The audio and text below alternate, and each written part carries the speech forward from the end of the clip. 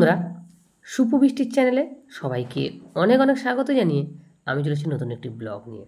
আমার ব্লগ মানে ছোট্ট ব্লগ, তাই আমি রেগুলারলির মতো বলবো, তোমরা স্কিপ করো না, পুরো ব্লগটা দেখতে থাকো। আশা করি আজকে ব্লগটা তোমাদের খুব ভালো লাগবে। আজকে সারাদিনের খাওয়া দাওয়াগুলো শেয়ার করব, আর আজকে তোমাদের সঙ্গে শেয়ার করবো আমার মেজে ভাসুরের বাড়ি একটা আম গাছ রয়েছে, মল্লিকা আম।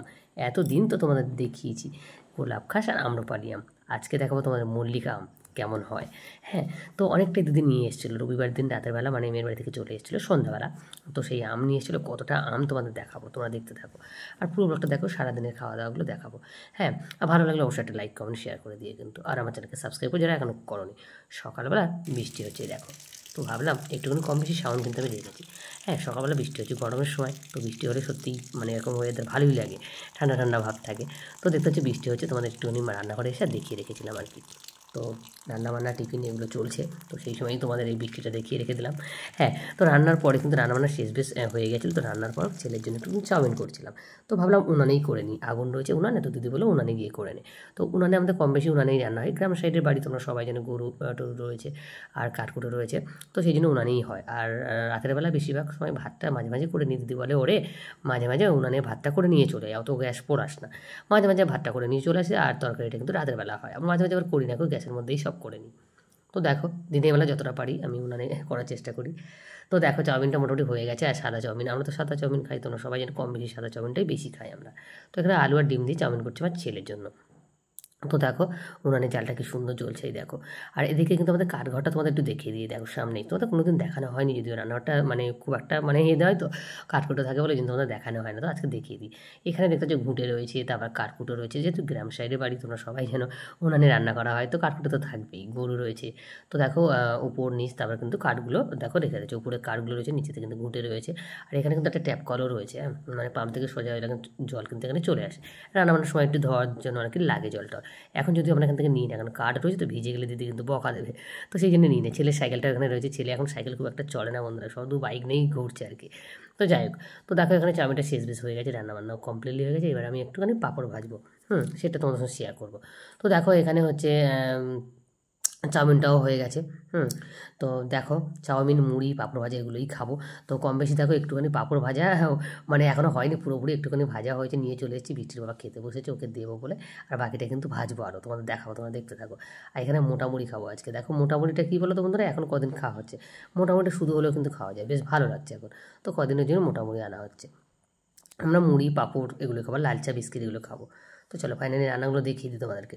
তারপর তোমাদের পাঁপড় ভাজাটা দেখাচ্ছি। তো এখানে দেখো রান্না হয়েছে ঢ্যাঁড়স ভাজা, ঢ্যাঁড়স ভাজা একটু পোস্ত দিয়ে ঢ্যাঁড়স ভাজা করে দেখতেই পাচ্ছ। আমার ছেলে কিন্তু মানে যে কোনো জিনিসে পোস্ত দিলে খেতে খুব পছন্দ করে, মানে পোস্তটা ওর ফেভারিট আর কি।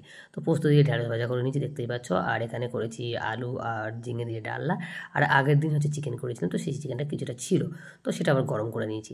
তো তোমরা তো জানো যে এখন রেগুলারলি মানে ব্লগ সেইভাবে দিতে পারি না, মাঝে মাঝে স্কিপ করি, তো সেইগুলো আমার কাছে থেকে যায়, তো মাঝে মাঝে সেইগুলোই তোমাদের সঙ্গে একটুখানি কম বেশি শেয়ার করে দিই আর কি। তো দেখো এখানে 3টে রেসিপি দেখতেই পাচ্ছ তোমরা, চিকেনটা ছিল, আর হচ্ছে এখানে ঝিঙে আলু ডালনা, আর এখানে হচ্ছে ডিম ঢ্যাঁড়স ভাজা পোস্ত দিয়ে। তারপর চলো ওদিকে আবার হচ্ছে গ্যাসটা জ্বালিয়ে দিয়ে চলে এসেছি। তো দেখো এখানে পাঁপড় ভাজি দেখতে পাচ্ছ, তো হাফটা নিয়ে চলে গেছিলাম বৃষ্টির বাবার দেওয়ার জন্য, আমি হচ্ছে নিয়ে চলে গেছিলাম, তা আবার দেখো ওকে দিয়ে আবার নিয়ে চলে এসেছি। তো দেখতে পাচ্ছ বাদ বাকিগুলো কিন্তু ভেজে নিলাম, দেখতে পাচ্ছ কতটা ছিল বাকি, তো সেগুলোও ভেজে নিলাম। তো আমরা তো কী টিফিন খাবো তোমাদের বলে দিলাম, যে মুড়ি পাঁপড় তারপর চা বিস্কিট এগুলোই কিন্তু খাবো। আর ছেলের জন্য চাউমিন করেছিলাম, ছেলে সবটা খেতে পারিনি, আমরাই খেয়েছিলাম। আবার ও টিফিন খুব একটা খেতে চায় না, অল্প করেই খায় আর কি, তো একটুখানি খেয়েছিল, ও বৃষ্টির বাবাকে দিয়ে দিলাম। দেখো পাঁপড় ভাজা। তারপর চলো আমাদের ঘরের পিছনে একটা বেগুন গাছ রয়েছে, তো ভাবলাম তোমার সঙ্গে শেয়ার করে দিই, কারণ আমার ব্লগটা এমনি কমই রয়েছে, তো সেই জন্য আর কি ভাবলাম যে বেগুনগুলো তোমাদের দেখিয়ে দিই। আর সামনে তো তোমাদের কদিন আগেই তো দেখাচ্ছিলাম, সামনে একটা বেগুন গাছ রয়েছে, কী সুন্দর বেগুন হতো, হ্যাঁ। তো এবার পিছন দিকে কিন্তু সেই বেগুন মানে সেই বেগুন গাছ কিন্তু পিছনে হয়েছিল, তো অনেকদিন পর কিন্তু বেগুন ধরেছে, 3টে বেগুন ধরেছে, কী সুন্দর, এই দেখো কাঁটা বেগুন, এগুলো হচ্ছে কাঁটা বেগুন। কাঁটা বেগুন ভাজা বলো, মাছের ঝোলে বলো, যাই করবে মানে বড়ি দিয়ে ডালনা করলে কিন্তু খুব ভালো লাগে, খুব সুন্দর লাগে, কিন্তু টেস্টটা আলাদা একদম পুরো, মানে কাঁটা বেগুনের স্বাদটা একদম সম্পূর্ণ আলাদা। তো 3টে হয়েছে, তুলে নিতে হবে, তুলে রেসিপিগুলো করতে হবে, মানে যখন মাছ টাছগুলো রান্না করবো তখন মাঝে মাঝে গাছের জিনিস যখন ইচ্ছে তখন তুলে রান্না করা যাবে। তো যাই হোক চলে যাবে, চলে গেছি সোজা সন্ধ্যাবেলা কিন্তু। আর তোমাদের বলেছি যে লাল চা আমরা সকালে লাল চা খাই, আর রাতের বেলা দুধ চাটা বেশি খাওয়া হয়, কারণ গোয়ালা দুধ নিয়ে চলে যায়, সকালবেলা দুধ আর থাকে না আমাদের বাড়িতে। আর দুপুরবেলা কিন্তু দিদি মানে 1 কেজি মতো মানে গরুর আর কি গাই দুধ নিয়ে আসছে, তো নিয়ে আসে, তো সেটা নিয়ে কী করি, দুটো রোজানে দেওয়া রয়েছে, আর বাকিটা কিন্তু আমাদের বাড়ি থেকে যায়, বেশ অনেকটাই থাকে, 500 মতো করে থাকে কিন্তু, 500 কোনো দিন 500 বেশিও থাকে। তো দেখো ঘন দুধের চা করছি কিন্তু রাতের বেলা, মানে সন্ধ্যে 7:30 7টার সময় আমরা টিফিনটা খাই। তো গাঢ় দুধের চা করছি আজকে, ভালো না, আজকে চাটা করি একটু আদা দিয়ে। এই আদা দিয়ে দুধ চা খেতে না ভীষণ সুন্দর লাগে, তোমরা বাড়িতে অবশ্যই ট্রাই করে দেখো, কিন্তু যদি না ট্রাই করে থাকো, হ্যাঁ, আদা দিয়ে এই আদার সেন্টটা না দারুণ লাগে দুধ চায়ের মধ্যে। তো তোমরা অবশ্যই কিন্তু ট্রাই করে দেখো। তো চলো ফাইনালি হয়ে গেছে, দুধ চাটা এবার নামিয়ে নিয়ে দেখাই। তো এখানে দেখো সন্ধ্যাবেলা খেয়েছিলাম টিফিনে, দেখো এখানে হচ্ছে ডাল ভাজা আর বাদাম ভাজা, এটা খেতে আমার খুব সুন্দর লাগে। তো সেই জন্য কদিন এটাও আনা হচ্ছে দোকান থেকে, খাওয়া হচ্ছে। মুড়ি দিয়ে ভালো লাগে, শুধুও ভালো লাগে চা দিয়ে। এখানে দুধ চা, গাঢ় দুধের চা দাদা দিয়ে এসে এবার আমি আর দিদি খেতে বসবো, টিভি দেখতে দেখতে একটু টিফিনটা খাই বন্ধুরা। আর এই টিফিন খাওয়ার মানে একসাথে খেতে বসে যে কী মজা লাগে, ভাত খেতে বলো আর টিফিন খেতে বলো, মানে দারুণ ভালো লাগে কিন্তু আমাদের। আমরা যেহেতু জয়েন্ট ফ্যামিলিতে থাকি, হ্যাঁ জয়েন্ট ফ্যামিলিতে না ডাল দিয়ে ভাত খেলেও মনে হয় যেন মানে সুধার মতো লাগছে খেতে, মানে একসাথে মিলেমিশে খাওয়াটা। তো যাই হোক, এখানে দেখো মল্লিকা আমগুলো তোমাদের সঙ্গে একটু শেয়ার করে দিই। তো তোমাদের বললাম না হচ্ছে মল্লিকা আম তোমাদের আজকে দেখাবো, মানে রবিবার দিন সন্ধ্যাবেলা দিদি বাড়িতে এসেছে মেয়ের বাড়ি থেকে, আর মেয়ের বাড়ির ওখানেই কিন্তু আমার মেজে ভাসুরের বাড়ি। তো মেজে ভাসুরের বাড়ি কিন্তু মল্লিকা আম গাছ আছে। তো যেহেতু যাওয়া হয় না সেইভাবে, তাই তোমাদের গাছটাও শেয়ার করতে পারলাম না। তো দেখো কত আম দিয়ে দিয়েছে, দেখো একটা একটা আমের সাইজ কিন্তু 5 থেকে 700 ওজন, আর দেখতে কত সুন্দর, দেখো এর স্বাদ কিন্তু সম্পূর্ণ আলাদা বন্ধুরা, খেতে দারুণ টেস্টি কিন্তু। তো দেখো দেখাচ্ছে একদম আঠা লেগে গেছে, গাছে পাকা আম কিন্তু বন্ধুরা, কোনো ওষুধ দিয়ে কিন্তু পাকানো নয়। দেখতে হচ্ছে বাজারের আম তো ওষুধ দিয়ে পাকানো হয়, আর দেখো এই আমগুলো একদম পুরো গাছে পাকা, পুরো পেড়ে আমাদের দিয়ে দিয়েছে। এই দেখো মোটামুটি এগুলো তো মানে 2-3 কেজি হবেই, একটা একটা আম যদি 500-700 হয়, 2-3 কেজি তো অবশ্যই হবে। 6 পিস আম কিন্তু দেখতে পাচ্ছ কত বড় সাইজের। তো ভাবলাম তোমাদের সঙ্গে একটু শেয়ার করে দিই, তাতে করে আমার ব্লগটা একটু বড় হবে। তো দেখো 6 পিস আম কিন্তু দেখতে কতটা সুন্দর লাগছে, দেখো আঠা লেগে রয়েছে গায়ে, দেখতে পাচ্ছ। তো দিদি নিয়ে এসছে আর কি রবিবার দিন সন্ধ্যাবেলা।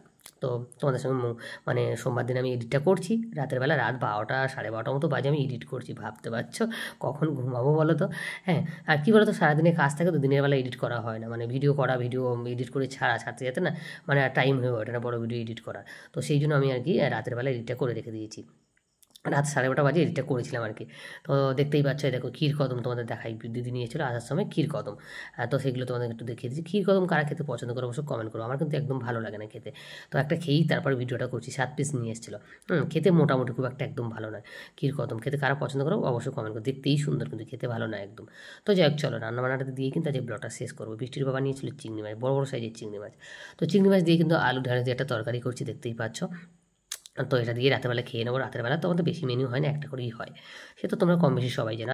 রেসিপিটা হয়ে গেলে নামিয়ে নিয়েছিলাম, ছেলে বললো ডিম ভাজা করে দাও। তো সত্যি ডিম ভাজা করে দিলে সত্যিই বন্ধুরা মানে ডিম ভাজাটা বেশিরভাগ পছন্দ করে। তো ভাবলাম যে না, ডিম রয়েছে যখন ভেজে দিই। তো ওর বাবা চিংড়ি মাছ নিয়েছিল, 10 পিস ডিমও নিয়েছিল। ডিম আনতে আনতে কী বলো তো, ডিম জিনিস তো আনতে আনতে ভেঙে গেছে 2-3টের মতো।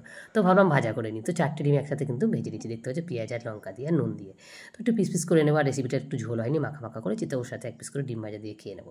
তো রাতের রান্না তোমাদের দেখিয়ে দিলাম। তো চলো রাতের রেসিপিটা দিয়েই কিন্তু ব্লগটা শেষ করছি। ব্লগটা মিলেমিশে দিলাম, কেমন হলো অবশ্যই কমেন্ট করো, ভালো লাগলে অবশ্যই আমার জন্য কিন্তু একটা কমেন্টে রেখে যেও, তাহলে কী হবে বলো তো, তারপরের দিন কিন্তু আমার ব্লগটা এডিট করতে মোটিভেট পেয়ে যাবে। তো চলো আজ ব্লগ এই পর্যন্ত।